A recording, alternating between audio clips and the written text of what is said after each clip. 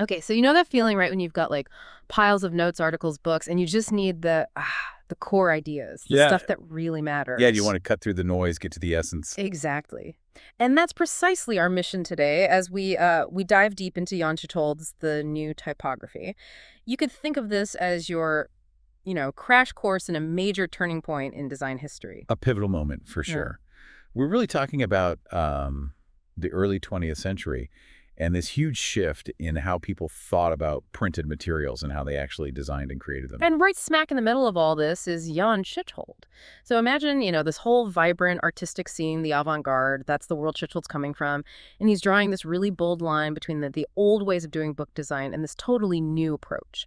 And a big focus for him is something we might take for granted now, typography. It's funny, right? Because today we're so used to thinking about typography as this, essential part of design. But Tschichol's ideas weren't exactly a hit right away. In fact, they faced some serious pushback from the German printing trade. It's pretty remarkable that despite that initial resistance, his ideas actually ended up spreading and gaining a lot of acceptance across Central Europe. It just goes to show how powerful and relevant they were. So it wasn't just about aesthetics, was it? It seems like Tschichold had this deeper mission driving his work. Oh, absolutely. He wasn't just interested in surface-level changes. He was really driven to define the core principles of this new typography for anyone who was serious about the field and not about just mimicking a style. It was much more than that. He was calling for a real understanding. Yeah, deep understanding. You couldn't just copy what you saw on the surface. Yeah. You had to get the underlying ideas, the philosophy behind it. And I'm getting the sense that this wasn't just some abstract theory for him. He was thinking about how these principles applied to real-world design, the everyday stuff people actually use and see. That's a great point. He wasn't living in an ivory tower. This book, The New Typography, actually aimed to provide very concrete guidelines for everyday printed items. Think brochures, catalogs, things like that.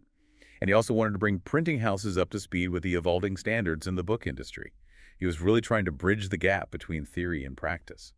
I'm also fascinated by how he saw this typographic shift as part of something much larger, a whole new way of seeing the world. It was like a symptom of a deeper change. Exactly. He saw it as a spiritual manifestation of a contemporary worldview. And understanding these intrinsic principles, these underlying ideas, was crucial before you could even begin to judge or critique the way these principles were expressed.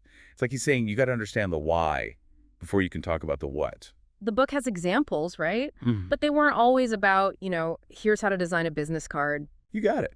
They served a different purpose. While some were practical, a lot of them were more about showing how these core concepts of the new typography could lead to practices that met the needs of modern life. They were meant to spark your imagination and show you the potential. Now we can't talk about the early 20th century without talking about the huge technological changes happening all around. Was this playing into this new typographic thinking as well? Oh, for sure. Think about it. You had electricity, phonograph records, telephones, automobiles, airplanes. All these inventions radically changed how people saw their environment and even how they lived their lives. It created this sense that the collective, the community, had a huge influence on an individual's material existence through all these mass-produced goods. It's the age of the light bulb, and the Model T things are becoming standardized and widely available. So even design principles were being shaped by mass production in a way. Absolutely. And this new era, so focused on industry and technology, had this natural pull towards precise geometric forms. It was a kind of visual language that made sense in that context. Right. Everything was becoming more engineered, more standardized, so those kinds of forms just naturally fit in. And Tschichold saw this as reflecting something deeper, too. He believed that these geometric figures and shapes were actually expressions of a basic human desire for order. They weren't just arbitrary choices, they reflected this larger cultural shift. So we've talked about the new, but what about the old typography he was reacting against? What were the origins of that older style? So the first big period of typography we can talk about, starting around 1440 and going to about 1850, was mainly all about books. Most other printed stuff just kind of followed the same design principles. And the main thing that really stood out after the early 1500s was the typeface itself. Other design elements felt kind of secondary, like almost decorations added on top. What about the physical form of the book itself during that time? Well, basically, it was a pretty close copy of the late Gothic handwritten codex. Those books had all these elaborate painted initials sometimes, even with gold leaf. And then there were the smaller colored initials and the rubrics, the text in red and the decorated margins on the opening pages. It was very ornate, very decorative. almost like they were trying to recreate the beauty of those illuminated manuscripts. And within this period, you see the change from the late German Gothic script to the Renaissance Antiqua, which was a pretty big visual shift in how the text looked on the page. And in terms of layout, did these early printed books look anything like the books we see today? Not really. Even though the Gothic texture, that dense angular script, could be really striking and eye-catching in German books, there was a strong preference for what we call axial or symmetrical layouts. Everything was centered. Basically, those early printers loved symmetry. That's interesting because you mentioned German books looking different, particularly the title pages. Oh, yeah. Those Gothic texture title pages often ended up looking really colorful and almost rustic. They used a bunch of different font sizes, and those red lines really stood out. It gave them a very different look compared to later title page designs, where they started using more white space and simpler arrangements. Okay, so we've talked about layout. What about the typefaces themselves? How do they evolve during this old period of typography? Well, the interesting thing about modern Roman type, the kind we use all the time today, is how the letter parts became more and more regular standardized. Mm. If you look at those early Roman and italic types, they were basically direct copies of handwritten letters. They had this much more organic and less uniform feel. Mhm. But over time, there was this clear push towards making letter forms more consistent and standardized. So a move towards a more systematic approach to designing typefaces. Now, around the turn of the 20th century, there were these attempts to turn typographers into graphic artists. How did Tschichold feel about that trend? He really didn't like it. He saw it as this kind of misguided attempt to change the very nature of the typographer's work. He felt it was leading to this superficial kind of aesthetic change that wasn't really grounded in the purpose of the design or the materials being used. It was all about looks and not enough about function in his view. And after that Jugendstil period, the Art Nouveau style that was so popular, what came next in typography? So following Jugendstil, we see this new Biedermeier style popping up. Examples like Wink, Reclame Cursive, Negra, and Tranon. It's interesting because book design as a whole was mirroring this larger shift from the revolutionary forms of Jugendstil to a more modernized Biedermeier style. Think of it as a move towards something more contemporary, but still maybe a little bit nostalgic for the past. So a step forward, but still with some glances backward. That's how Tschichold saw it. He felt that all these imitations were a sign of this kind of eclectic sensibility that wasn't truly in tune with the present moment. These designers were looking back to some idealized past instead of creating something truly unique to their own time. Unlike, say, the Empire-style book, which he felt fit perfectly within its own era. He believed typography needed to reflect the here and now. And there were even some artists trying to bring back some old printing techniques, right? Oh yeah, some artists tried to introduce what they thought were improvements to printing, but they just weren't successful. One example he talks about is this idea of bringing back woodcuts for newspapers. Tschichold thought this was completely ridiculous given the limitations of woodcuts compared to half-tone photo engraving, which was a much more advanced technique for reproducing photographs. He saw it as a step backwards technologically. Tschichold was quite critical of how those prevailing artistic trends were influencing typography, wasn't he? He definitely was. He felt like the dominant artistic styles of the time, things you'd see from the Darmstadt artists' colony, and figures like Lucien Bernhard, were leading to approaches that were too subjective and impersonal. There were exceptions, of course, like Bernhard's object posters. But overall, he didn't think these trends were good for typography. He even talks about how Bernhard and others created typefaces that imitated brushstrokes, which he just didn't agree with. So what was his fundamental issue with these more personalized artistic approaches to typography? Basically, he believed that the forms you need to express the modern world just couldn't be found in the personal style of any one individual artist. He felt those efforts were based on this shallow and inaccurate understanding of what form really is. It was too subjective, too much about the artist's personal touch, instead of being about a universal approach that's focused on function. So what was his alternative? How did he envision a truly modern approach to typography? He wanted to get to this logical and impersonal approach. And he thought the way to do that was to use materials in a very impersonal way. This would free designers to create objective work that wasn't bogged down by their own personal biases. He imagined a kind of style that emerged organically from the shared experiences of life, not from the ego of any one designer. That makes sense. So it's about letting the content and the purpose of the design dictate the form rather than imposing some arbitrary style onto it. Exactly. And to illustrate this, he actually goes beyond typography itself and looks at what was happening in other visual arts like painting and photography. Why did he look to those other art forms? He believed that studying how painting and photography were evolving could help us really understand the spirit and the evolution of this new typography. He felt that the underlying rules of visual design weren't all that different across these different mediums. In other words, good design is good design no matter what. So he saw parallels between what was happening in painting and photography and the principles he was advocating for in typography. Exactly. He traces this really interesting history of painting, starting with those Gothic frescoes, which were fixed to walls and often had this social or religious function. And he points out how things changed during the Renaissance with those movable altarpieces and the shift in subject matter to more everyday life. Okay, and then how does bourgeois art fit into this evolution? Well, initially, bourgeois art was often just copying those feudal art forms. Think of classicism with artists like Ingres. But around 1830, it starts to develop its own distinct voice with Romanticism and artists like Caspar David Friedrich and Philip Otto Runge.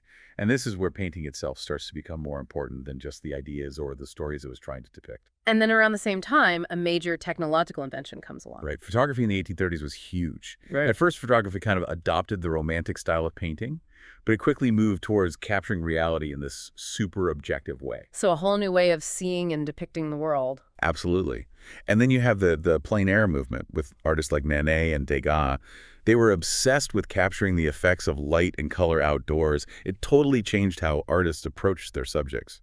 And painting just explodes from there with all these different movements and styles emerging. It really did. You have pointillism, neo-impressionism, fauvism, and then expressionism with artists like Munch, Ernst, or Nolde Kirchner-Feininger. They were all trying to find new ways of expressing themselves and finding a more spiritual connection to their art. And this contrasted with the more formal approaches of Cubism and Futurism. So how did those more avant-garde movements like Cubism and Futurism influence Tschichold's ideas about typography? With Cubism, think Picasso-Bruckgries. You have this emphasis on analyzing the structure of objects and showing them from multiple viewpoints. At the same time, Tschichold saw this as influencing typography by making designers think more about construction and breaking down traditional forms. With Futurism, Marinetti-Boccioni, you have this celebration of dynamism and movement. Tschichold saw this as a parallel to how typography needed to capture the energy and speed of modern life. And then there's neoplasticism and constructivism, those even more abstract movements. Right. Mondrian with neoplasticism was all about achieving this kind of spiritual state through his art. He avoided any illusion of depth or dynamic colors by using just primary colors enclosed in black lines. Tschichold was blown away by how Mondrian was able to make those colors coexist on a flat plane.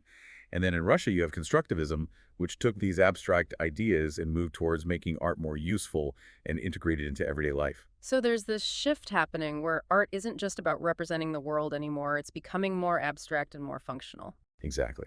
And Tschichold argues that this is a defining characteristic of the modern era. Modern art isn't trying to imitate reality anymore. It's become its own thing with its own rules and its own logic. It requires a whole new level of creative energy from the artist. And what was driving this move towards abstraction and geometry in art? The goal was to achieve this kind of clarity and purity, and using geometric forms was seen as a way of reflecting the technical and industrial nature of the age. Tschichold even points out that you don't find a lot of pure geometric forms in nature. And the colors used in this new kind of painting weren't always based on what you'd see in the real world either. It's a real departure from that traditional idea of art trying to faithfully depict nature. Totally. Copying nature was seen as kind of pointless and empty. The modern understanding of art was that it's about creating form based on internal structure and logic, not just external appearance. It's like how engineers build things. There's this economy and logic to it. Okay, so how does photography fit into all of this, especially given its ability to capture reality so precisely? That's a really interesting question. Tschichold sees photography as occupying this unique space. It's like magic how light creates an image on paper, but those images are undeniably real in their own way. He felt they represented this perfect kind of modern poetry. He even points to the Co-op building as an example of how photography could be used in design, along with techniques like photomontage photograms and photo sculpture. He also sees photography as evolving beyond just simple representation, right? Yes, he talks about the progression from man-raised photograms, those images created without a camera, to what he calls pure film. This is where artists were applying these new design principles to filmmaking. Guys like Viking Egeling, Hans Richter Graf, Beaumont, Fernand Léger-Picabia, and Man Ray again. They were exploring the abstract potential of film. And then there's Verism, which emerged a bit later. It was all about depicting reality very faithfully, often using sharp focus and high contrast. So we've got this whole artistic evolution from painting to photography happening, and this sets the stage for the new typography. So how did these broader artistic ideas actually translate into specific practices in typography? Well, Tschichold noticed how Jugendstil, despite its early energy and innovation, ultimately lacked any real practical application in design, and it led to this kind of throwback period in book production. Think of Weink's Tyrannon as an example. It was like typography was taking a step back to those older, more traditional styles. But there were some early signs of designers using new typographic approaches, right? Absolutely. Some books designed by Peter Behrens actually used sans-serif type as a standard element. And the Dutch version of Jugendstil, think Oud-Mondrian and Doesburg, they used sans-serif too right from the beginning, although they often distorted it. In both cases, though, the choice of sans-serif was driven by this desire for clarity and function. So who does Tschichold credit with really kicking off this move towards a more functional typography? It's interesting. He points to someone outside of typography altogether, the Italian futurist poet F.T. Marinetti. Through his work, Le mot en liberté futuriste, Words in Freedom, he was calling for a total typographic revolution. He wanted designers to ditch all the ornamentation and embrace a more functional and dynamic approach to typography. What was so groundbreaking about Marinetti's typographic ideas? He completely rejected traditional grammar and syntax. He used this idea of words in freedom to express the energy and speed of modern life. He broke free from all those conventional poetic structures and aimed to create a visual poetry where the way the words looked on the page actually conveyed the meaning of the poem. It was a radical shift from traditional poetry where the focus was on the sound of the words. So he was really treating the visual form of the text as an integral part of the message. Exactly. And then you have Dadaist typography, which was also breaking away from those traditional styles, but it was often way more random and chaotic. Tschichold describes it as demanding a charade of dynamic values. It was basically understandable only as a visual image, and it often left traditional printers scratching their heads. So Futurism and Dadaism were definitely pushing the boundaries. But maybe they weren't providing those clear, practical guidelines for a truly new and functional typography. And that's where the creators of abstract painting and constructivism come in. Tschichold believed that they were the ones who provided the actual practical framework for a contemporary approach to typography after World War I. They had those same goals designed based on fundamental forms and proportions, which led directly to the principles of the new typography. He mentioned some key figures in Germany around 1922, like Willy Baumeister, Walter Dexel, Johannes Molzahn, Kurt Schwitters, and others who were all pushing those ideas forward. And it wasn't just a German thing, was it? No, not at all. Tschichold lists all these international figures from all over Europe: Belgium, Denmark, Germany, France, Hungary, like Netherlands, Poland, Czechoslovakia, Switzerland, Russia, who were embracing these new ideas. It was a whole movement, a real shift in thinking that was happening across the continent. So what was the big moment that really brought these new typography ideas into the mainstream? There's this one publication that stands out, the special issue of Typographische-Mitteilungen, a trade journal for printers from 1925 titled Die neue Typografie, the new typography. It really brought those ideas to a wider audience within the printing world. And even though it was met with some pretty harsh criticism at first, its influence was undeniable.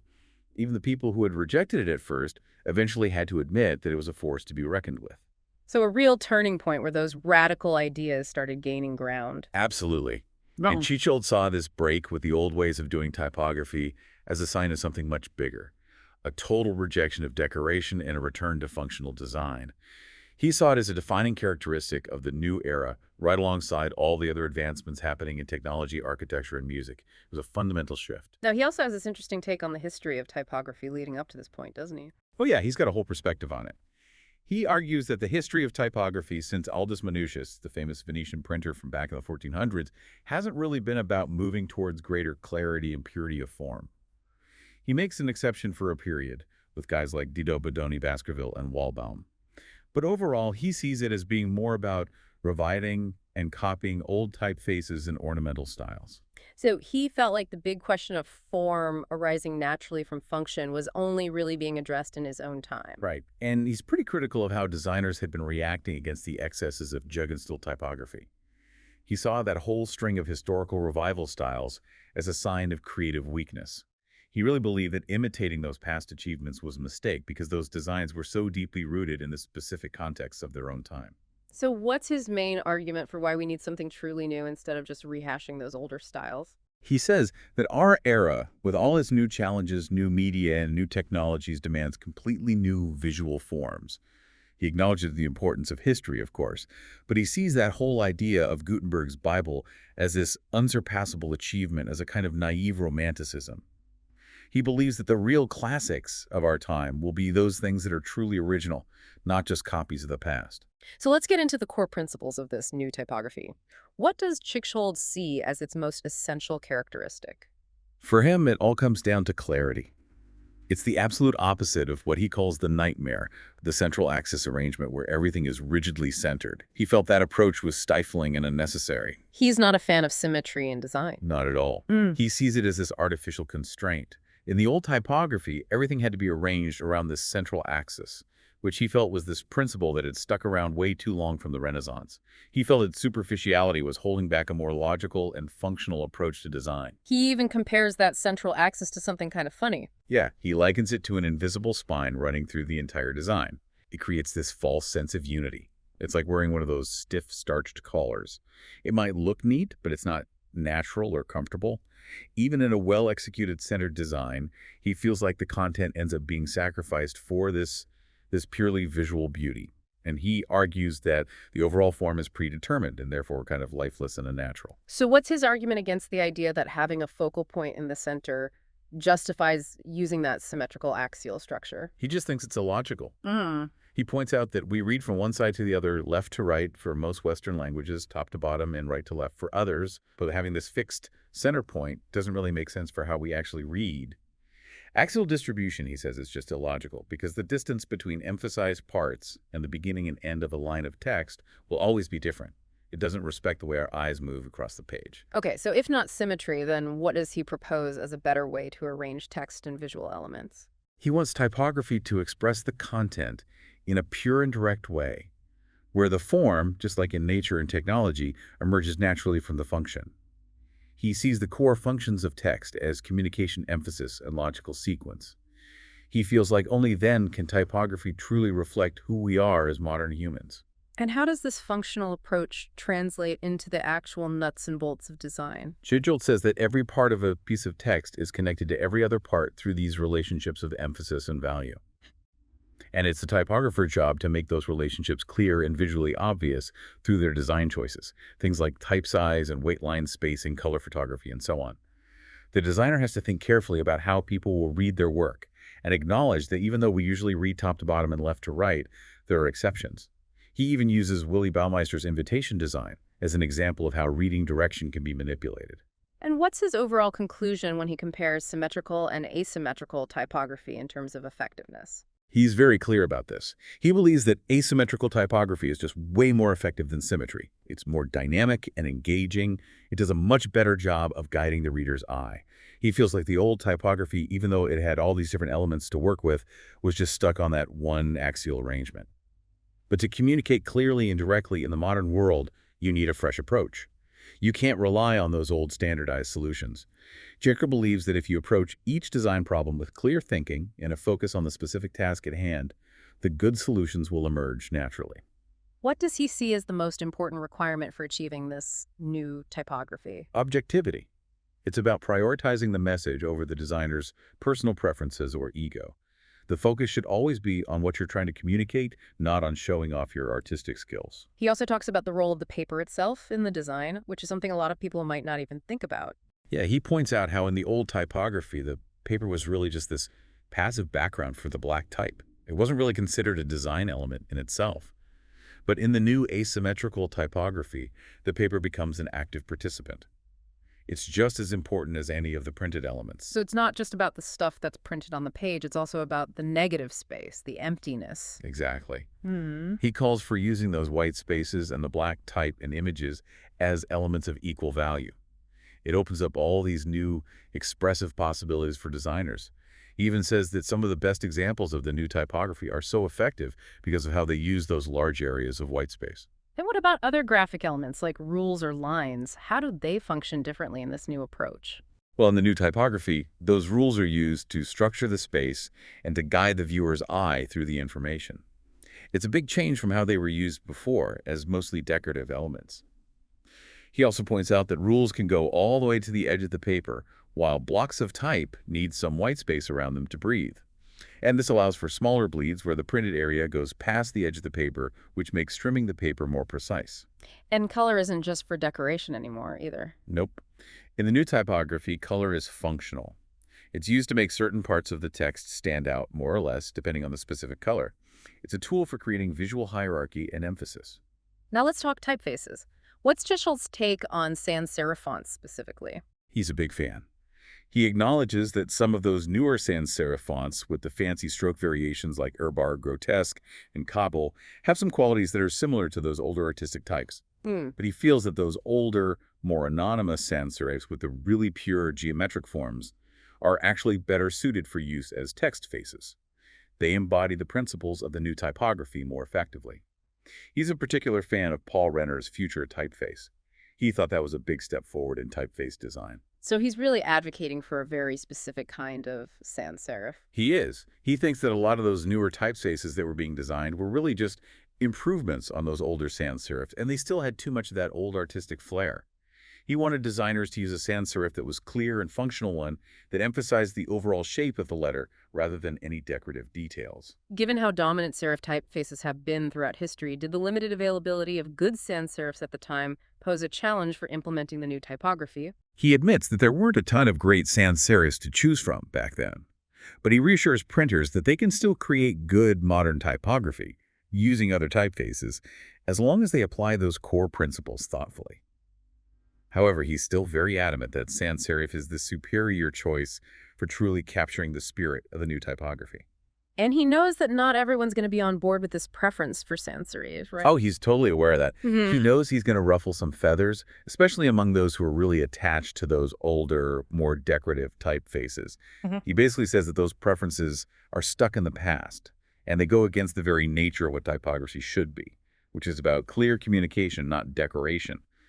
He does say, though, that using those older typefaces in a playful or ironic way might be okay in certain situations. What about using bold type? How does he feel about that? He says bold type has its place, but he thinks it should be used sparingly, especially for long blocks of text. He argues that reading a lot of text in bold can get tiring for the eyes. He points to Accident's Grotesque as an example of a sans-serif that's very readable, even in its regular weight, and he uses it throughout his own book to prove his point. He makes this really interesting claim about how typefaces reflect the spirit of their time. He says that every form of writing, especially typefaces, is the ultimate expression of its specific historical period, just like every person is a product of their time. He argues that Gothic textura and Rococo typefaces represent the Gothic and Rococo periods respectively, not religiosity or joy, and that sans-serif is the typeface of the 20th century, not a sign of insensitivity. He believes that different types of typefaces get their character from the time they were created. So it's about using typefaces that are authentic to our current moment. Right. He says that any printed material we create today, no matter what it's about, should look like it belongs to the present, not the past. And that goes for illustrations, book bindings, everything. He points out that in the past, designers didn't just mix and match typefaces randomly. There was a logic to it. He uses the example of a book about the 30 Years' War, which would naturally use a different typeface than, say, a collection of poetry or a catalog. There's a certain appropriateness to it. And he critiques some work that tries to look modern but doesn't quite get there, does he? He does. He calls it pseudo-constructivist design. And he uses this magazine ad as an example. He says that in these cases, the form of the design isn't coming from the function of the piece. It's like the designer had this abstract idea in their head and then tried to force it into the design, which goes against the whole spirit of the new typography. What about hyphenating words at the ends of lines? How does he feel about that? He says, it's okay sometimes, like if it's used strategically to emphasize part of a word. But he notices that it's often done just to make the edges of the text look neater, and that's not a good enough reason in his book. He's not a fan of sacrificing readability for purely visual reasons. And what about reversed out type where you have white text on a black background? He thinks it can be really effective for short bits of text to make them stand out, but he warns against overusing it. He says you don't want to wear out its impact. So let's shift gears a bit and talk about photography, which has been a recurring theme. Mhm. How does Tschichold see photography fitting into the new typography? He sees it as absolutely essential. He believes that photographs are best used for conveying information objectively, not for artistic expression. He does think that as photography keeps evolving, it's going to become more sophisticated and artistic. But for now, he's mainly interested in its ability to represent things clearly and accurately. He even compares some photos to poetry in a way. So he's not saying photography can't be art, he just thinks it has a different function right now. Right. He thinks that posed photography, the kind where everything is staged, is kind of on the borderline between photography and art. And he makes it clear that not all photomontages or paintings are necessarily art. But he thinks that some artists working with photomontage and experimental photography, like John Hartfield, Willy Baumeister, Max Burchardt, Max Ursel Lasitsky, Laszlo Molinei, and Friedrich Vordenberg Gildewart, are creating some really interesting work that deserves to be considered art. It seems like he's particularly fascinated by photomontage as a design technique. He is. He loves how it can be used to create these surreal effects by combining photos with blank or colored space. He says you just can't get that same effect with drawing or painting. What is it about photomontage that he finds so compelling? He talks about how you can create all these interesting contrasts with photomontage contrasts in scale or form, contrast in how close or far apart things are placed, and Mhm. even contrast between flat and three-dimensional elements. And how does this idea of using photography, specifically photomontage, relate to the broader principles of typography? Tschichold believes that using cliches, which are the printing blocks used to reproduce images, is essential for good typography. He says that modern designers need to embrace photography and see those cliches as just as important as typefaces. And he praises Piet Swart's advertising work for high-tension cables as a perfect example of how to harmoniously combine type and photography to create something truly beautiful. He even points out how his work used two red lines to make the photo even more effective. So he's encouraging typographers to really explore all the possibilities of photography and reproduction techniques. Absolutely. He wants them to be pushing the boundaries and to prepare for all the new challenges and opportunities that are coming. Now, another big theme we've touched on is this idea of standardization. Why was Schechold so passionate about that? It all ties back to his desire for typography to be truly modern and relevant. He saw standardization as a natural outcome of the trend toward rationalized production, which is happening all over. It's like how technology itself was becoming more standardized. And he paints this pretty vivid picture of what things were like before standardization took hold. Yeah, he talks about how chaotic it was back then, with every printing house using its own paper sizes. It was like the Wild West. It reminded him of how they used parchment in the Middle Ages, where every piece of animal skin was a different size. You never knew what you were going to get. I'm very efficient. No, not at all. And he points out that this idea of standardizing paper sizes had been around for a while. He mentions how back in 1796, the German scientist Georg Christoph Lichtenberg had already suggested standardizing paper formats based on this principle of having the original sheet. And then during the French Revolution, they actually passed a law about standardizing the formats of official documents, which used a ratio that's similar to what we use today for the DNA series, but it wasn't fully implemented at the time. So it seems like it took a while for the idea of standardization to really take hold. It did. Yeah. Then in the 20th century, you have someone like Wilhelm Ostwald pushing for it in his publication, Die Brücke of the Bridge, where he advocated for that same principle of successive having as the best way to standardize paper sizes. What were the main benefits of standardizing paper formats? Well, it had all these practical advantages. It made things easier for paper manufacturers because they didn't have to produce as many different sizes, and it simplified their storage. It was good for paper merchants, too, because they didn't have to stock as many different formats, and it made it easier to supply their customers. It even made bookbinding more efficient because bookbinders could work with the same formats over and over again. So it wasn't just about making things neater, it had real economic benefits for everyone. Exactly. And Tschichold argued that standardization ultimately leads to better quality and lower prices. He wanted the whole printing industry to get on board and overcome any resistance to it. He also knew that some people would object to standardization on artistic grounds. Of course he did. Mm. But he argued that when you're dealing with the everyday necessities of printed communication, functionality has to come first. He felt those objections were often based on personal taste rather than a real understanding of the benefits of standardization. And he provides lots of specific examples of standardized formats that were being used at the time. He lists all the different DIN standard formats, the A series, the B series, the C series, the D series, as well as standards for envelopes for microfilms, even for book formats. And these standardized paper sizes influenced other things as well. Of course. Once you standardize paper sizes, it makes sense to standardize other things that are related, like index cards, folders, binders. It all starts to fit together. And he even looked ahead to other areas where standardization could be beneficial. Oh, yeah. He was a big believer in standardization. He thought it could be applied to all kinds of things like office furniture, typographic justifications, the sizes of image cliches. He really believed it could make work more efficient and streamlined. Okay, let's look at some specific examples of how these principles were being applied. He talks about logo design.